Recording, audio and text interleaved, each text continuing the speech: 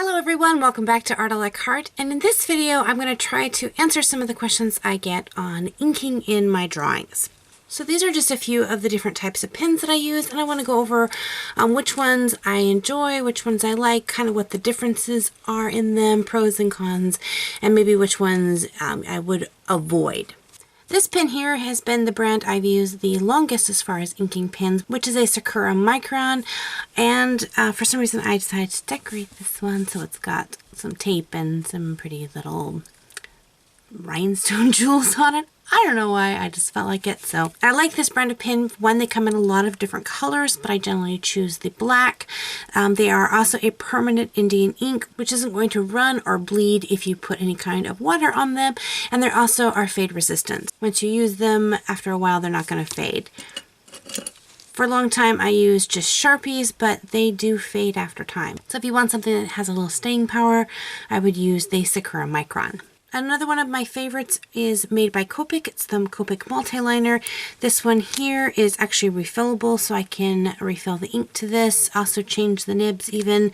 So it's a little bit more expensive, but they also offer disposable versions, which are less expensive, but you can't refill them or change the nibs.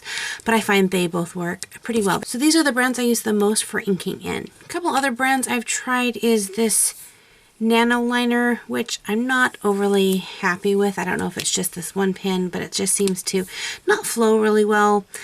It's okay, but I don't really care for it. And then this one, which some of you guys have seen in a couple of my videos, which is a liquid stylus. I love this pen. It flows really, really well, but this ink is a little bit water soluble, so anytime I use this with markers or put paint over top of it, it bleeds. So I only use this one if I'm going to just do an inking and not add any other color with it. This one also tends to take a little time to dry. Pens that I normally would recommend staying away from if you want to do a really nice ink in is any kind of ballpoint pen, just because the ink kind of can come out in clumps and generally the quality isn't the best. Not that if this is all you have that you can't use it, but if I had my preference, I wouldn't use these kinds of pens. Another pen to talk about is a brush pen, which does not have like a nib. It has more like a paintbrush tip. So this is a Prisma brand, and then this is a Pentel brand. This one has a much larger brush point in it as well. So I like both of these. You just want to check to make sure that your inks are archival or that they are permanent. The second question I get asked a lot in how to ink drawings is, how do you not mess up as you're learning? And the easiest way is to get your sketchbook, sketch a whole bunch of things in it, and then as you're learning to draw, then practice inking in those sketches. So this is a piece that I just finished sketching out. I thought, well, for this video, I'll go ahead and ink it in for you. So the first step with this is to apply the first layer of inking. So for this, I'm just going to use one of my ink pens and apply a nice line all the way through. So here's a couple of tips. Find the beginning and ending of your line. So instead of making a ton of little tiny shaky lines, I'm going to find this line here and I'm going to sweep through the whole thing and stop. This is going to help keep your line smooth looking and without interruption.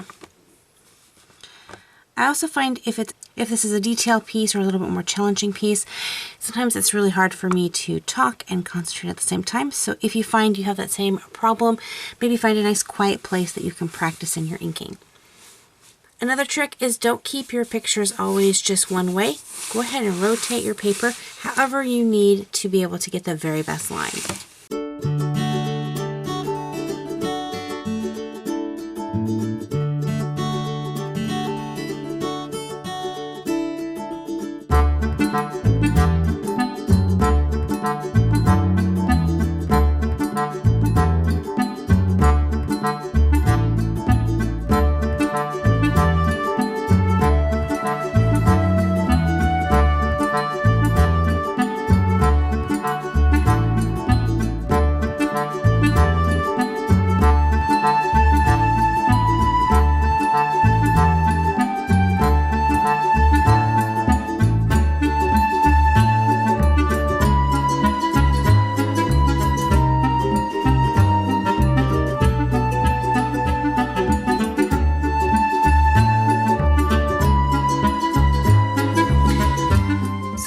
to mention, another thing I forgot to mention about your pens is your nib size. And so you're going to find a wide variety of very small nib size to very large or brush tip nibs.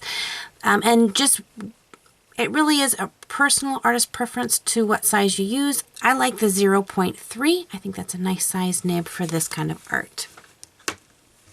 Once I have my full line art done, what I'm going to do is begin to put in my line weight.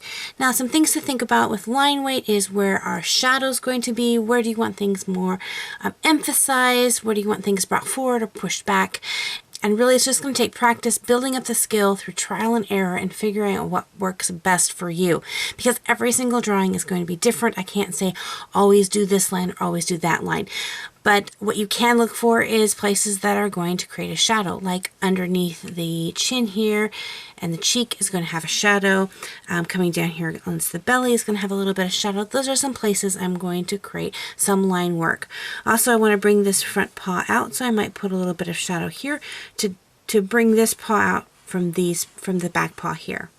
You can either do this by going back over top of your drawing with your other pen, or you can go in with a brush pen and add that line in as well.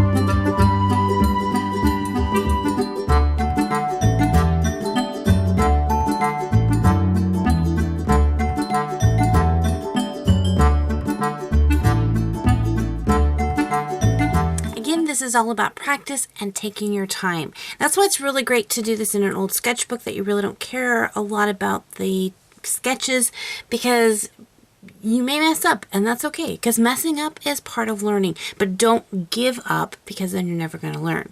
Another tip, if you want to add color after you put your ink in, make sure you give it a good couple of minutes or however long it's going to take for your ink to dry, because there's nothing worse than putting a ton of work into adding your line art than to have the ink smear when you go to erase it. Super frustrating. So go out, be brave, ink in those drawings. Don't be afraid to make mistakes. And of course, always remember to have fun. So thank you guys so much for hanging out with me in this video. And until next time, God bless you guys, and we'll see you later. Bye-bye.